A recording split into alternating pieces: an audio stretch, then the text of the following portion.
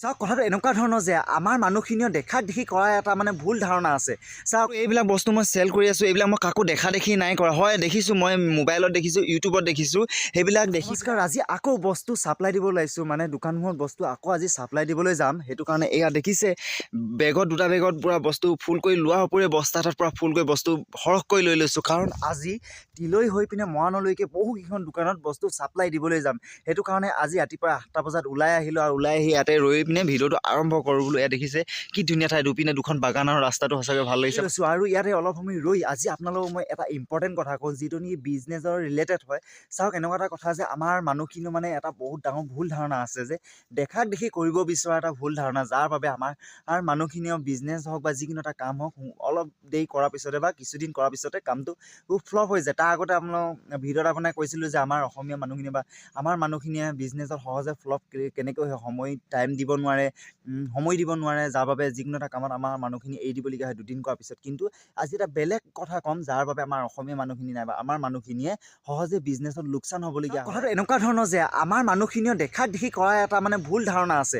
চাওক কোনোবা এজনে যদি ঘৰৰ ওচৰে সি গেলামাল দোকান এখন খুলিছে, নাইবা কিবা পাচলি দোকান এখন খুলিছে, নাইবা অন্য কিবা এটা বিজনেছ কৰিছে, খুব ভাল চলিছে, কাষ্টমাৰ ভিৰ লাগিছে, লাভ হৈছে আৰু বিজনেছটো পূৰা ধুনীয়াকৈ চলি আছে, তাক দেখি পিনে ওচৰৰ মানুহ এটা সেই একেটো বিজনেছৰে কৰিবলৈ যে ইয়াৰ ভাল চলিছে, ইয়াৰ কাষ্টমাৰ ভিৰ লাগিছে, ময়ো সেই একেটোকে কওঁ, খুব ভালকৈ চলিব বুলি ভাবে, কিন্তু অৱশেষত দুইটাই লোকচান হ'বলগীয়া হয়, যাৰ বাবে তেওঁলোকে বিজনেছটো এৰি দিবলগীয়া হয় বা বিজনেছটো সহজে ফ্লপ হৈ যায়।